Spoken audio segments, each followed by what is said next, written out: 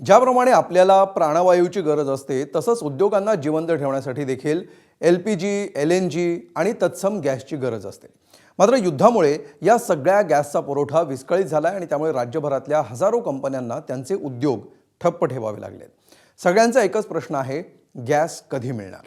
मात्र याचं उत्तर सध्या ना गॅस कंपन्यांकडे आहे ना सरकारकडे। युद्ध थांबल्यावर सगळं सुरळीत होईल एवढीच काही ती प्रतिक्रिया कानावर पडतीये। त्यामुळे उद्योजकांप्रमाणेच त्यांच्यावर अवलंबून असणाऱ्या कर्मचाऱ्यांची देखील झोप उडाली आहे।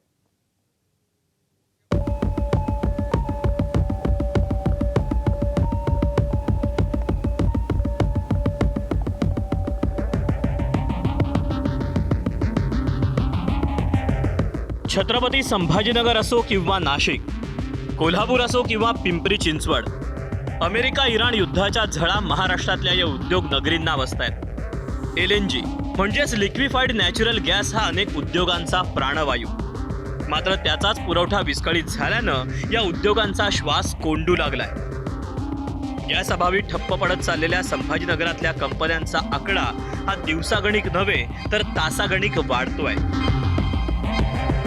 प्रयत्न चालू आहेत। आम्हाला जो गॅस पुरवठा होतो तो हिंदुस्तान पेट्रोलियमकडून होतो। त्यांच्यासोबत आम्ही कंटिन्युअसली आमचं मॅनेजमेंट टचमध्ये असून आम्ही बजाज ऑटोसोबतसुद्धा या सर्व गोष्टी शेअर करत आहोत। आखाती देशामध्ये जे युद्ध सुरू आहे त्यामुळे जो गॅस पुरवठा होत नाही LNG गॅसचा, आणि त्यामुळे मोठा फटका ॲटो हब म्हणून ओळखल्या जाणाऱ्या छत्रपती संभाजीनगरच्या इंडस्ट्रीला बसायला सुरुवात झालेली आहे। गॅसच्या तुटवड्यामुळे निर्माण झालेल्या समस्येवर चर्चा करण्यासाठी chamber of Marathwada industry and agriculture संघटनेच्या सदस्यांनी बैठक बोलावली होती। तुर्तास तरी त्यांच्या हातात सरकार दरबारी साकडं घालण्यापलीकडे काहीच दिसत नाहीये। आमची फॅक्टरी जी आहे ती आता 4 वाजता बंद झालेली आहे LPG गैस नसल्यामुळे। होटल इंडस्ट्री का अगर आप देखेंगे तो पैन इंडिया जो इफेक्ट हो रहा है, कई सिटीज़ में कई होटल्स, रेस्टोरेंट्स, केटरर्स तकलीफ में आ गए हैं। कोई बंद हो गए हैं और कोई आज नहीं तो कल बंद होने वाले हैं, क्योंकि किसी के पास भी 2 या 3 दिन से ज़्यादा स्टॉक LPG का रहता नहीं है। गॅस पुरवठा करणाऱ्या कंपन्यांनी पाठवलेलं पत्र वाचून या नाशिकच्या उद्योजकांची झोप उडाली। अंबड आणि सातपूरमधील 100 पेक्षा जास्त कंपन्या बुधवारचा सूर्य उजाडल्यानंतर काम सुरू ठेवू शकतील की नाही याची शाश्वती नाही। आम्हाला आजच पाईपलाईन नॅचरल गॅसचा PMNGLचा मेल आलेला आहे। त्या मेलमध्ये त्यांनी स्पष्ट सांगितलं आहे की इथून अनिश्चित काळासाठी आम्ही पुरवठा करू शकणार नाही, आणि केलाही तरी तो पुरवठा आम्ही जर दुसरीकडनं काही रॉ मटेरियल मॅनेज केलं त्याची जी काही कॉस्ट येणार आहे तो कॉस्ट बर्डन तुमच्यावरती असणार आहे। त्याचबरोबर LPGमध्ये जे BPCL आणि HPCL या कंपन्यांचे मी अधिकाऱ्यांशी बोललो, त्यांनी घरगुती वापर सोडून बाकीचे सर्व सिलेंडर फिलिंग बंद केलेलं आहे। त्यामुळे आज उद्यापर्यंत जो काही आमच्या काय स्टोरेजमध्ये स्टॉकमध्ये गॅस होता, टाक्या होत्या, तेवढं वापरू शकेल, पण यानंतर पुढली प्रोसेस करण्यासाठी आमच्याकडे कुठलाही गॅस अवेलेबल नाही आहे। आत्तापर्यंत माझे जे डिस्ट्रीब्युटर आहे त्यांनी मला सांगण्यात आलं आहे की आज पुरतं तुम्हाला गॅस देऊ शकतो, उद्याचं काय आहे हे सांगता येणार नाही। तर आता माझ्याकडे जवळजवळ 90 लोक काम करतात, तर माझ्याकडे 2 दिवस पण काम बंद राहिलं तरी मी 2 दिवस लेबर लोकांना सुट्टी दिली तर 2 दिवसानंतर ते लेबर लोक परत येतील नाही येतील, लेबरचा तोडा होऊ शकतो गॅसमुळे। ओव्हरऑली हा सगळा इम्पॅक्ट टोटल पूर्ण इंडस्ट्रीवरच याचा इम्पॅक्ट येणार आहे गॅसमुळे। ऑइल आणि गॅस वॉल्वचा पुरवठा करणाऱ्या जगामध्ये मोजून 4 कंपन्या, त्यातली एक म्हणजे कोल्हापुरातील GPI कंपनी। मात्र आखातात सुरू असलेल्या युद्धाची झळ या कोल्हापुरातील फाउंड्री उद्योगाला बसते।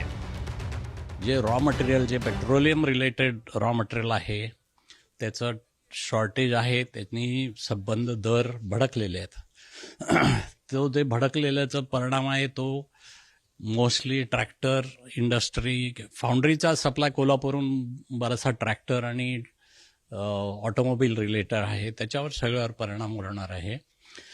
शॉर्टेजेसमुळे आमच्या फाउंड्रीमध्ये आता अधूनमधून बंद करावं लागतं, कारण गॅस नाही, पेट्रोलियम रिलेटेड प्रॉडक्ट्स मिळत नाहीत। असं असताना हे जरा चॅलेंज आहे।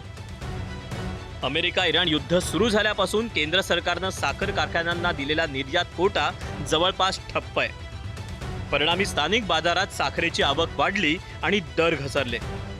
स्वस्त झालेल्या साखरेमुळे ग्राहकांचं तोंड जरी गोड होणार असलं तरी कारखानदारांसमोर अनेक कडू आव्हानं उभी ठाकलीत। साखरेचे बाजारभाव आता एक्सपोर्ट जो कोटा दिलाय तो एक्सपोर्ट होत नाहीये, त्याच्यामुळे बायर लोक साखर खरेदी करत नाहीये आणि त्यामुळं बाहेर एक्सपोर्ट साखर होत नाही, तर साखर आपल्याकडं जी जास्त झालेली आहे त्याच्यामुळं इथले सुद्धा लोक डोमेस्टिक मार्केटला साखर आता आपली घेत नाही आहे. त्यामुळं 3700-3800 रुपयांनी जाणारी साखर आज 3200-3300 रुपयांनी या ठिकाणी विकली जाते. मोठ्या उद्योगांची ही गत तर लहान व्यावसायिकांची परिस्थिती त्याहून बिकट. परदेशातल्या मराठी जनांचा गुढीपाडवा यंदा साखर गाठींशिवाय होतो की काय असा प्रश्न निर्माण झालाय. कारण तेच गॅस. साताऱ्याची प्रसिद्ध साखर गाठ परदेशातही पाठवली जाते.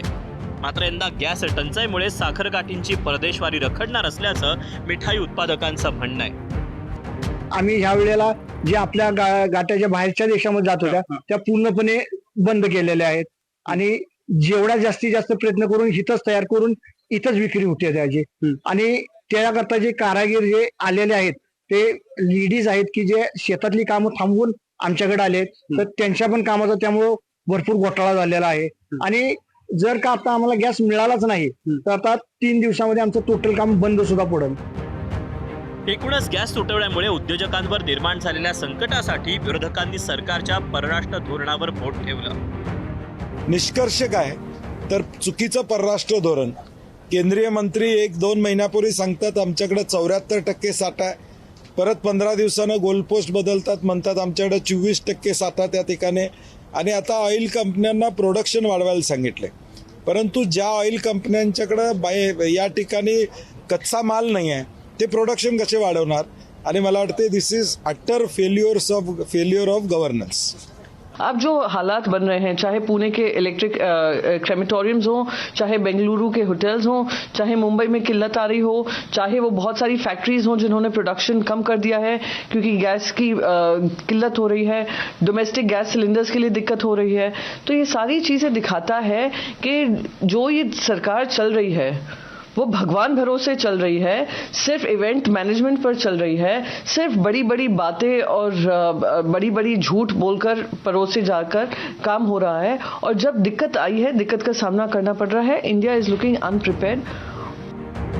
विरोधकांना उत्तर देताना सरकार काय म्हणतंय तेही ऐकूया. कमर्शियल युसेजच्या पुढे जो काही घरगुती युसेज आहे त्याला प्रायोरिटी दिली गेलेली आहे. आणि अशा परिस्थितीमध्ये आपण देखील गॅस हा व्यवस्थित वापरला पाहिजे ह्याची काळजी जर थोडी आपल्याला देखील घेणं आवश्यक आहे. पण ठोस काही उपाययोजना पुढील 1-2 दिवसात किंवा सरकारमार्फत काही करण्यात येणार आहे, काही बैठका किंवा काही नियोजन? मला वाटतं माननीय मुख्यमंत्री महोदय ह्या संपूर्ण परिस्थितीवरती लक्ष ठेवून आहेत. केंद्र शासनाने जे काही आदेश दिलेले आहेत त्याचा परिणाम काय होईल, त्याच्यामध्ये उपाययोजना काय करायला हव्या, त्याचे सगळे ह्या सगळ्याचं जे काही अरेंजमेंट जे आहेत माननीय मुख्यमंत्री महोदय नक्कीच करतील. आखातातलं युद्ध जेवढ्या लवकर थांबेल तेवढ्या लवकर गॅस आणि इतर इंधनाचा पुरवठा पूर्वपदावर येईल. मात्र युद्ध आणखी काळ लांबलं तर नुसत्या कल्पनेनं देखील अनेकांच्या अंगावर काटा उभा राहील. कारण युद्धाच्या 11व्या दिवशी देशभरातले हॉटेल आणि उद्योग ठप्प होणार असतील तर पुढच्या काही दिवसात हे चित्र आणखी भीषण असेल. कारण फक्त प्रश्न कारखाना चालवणाऱ्यांचा नाही, तर कारखान्यावर अवलंबून असणाऱ्या छोट्या मोठ्या व्यावसायिकांचा, कारखान्यावर पोट अवलंबून असणाऱ्या कामगारांचा, त्या कामगारांच्या लेकरा बाळाच्या शिक्षणाचा, औषध पाण्याचा आणि अशा असंख्य मूलभूत गरजांचा आहे. ब्युरो रिपोर्ट, एबीपी माझा. एबीपी माझा, उघडा डोळे बघा नीट.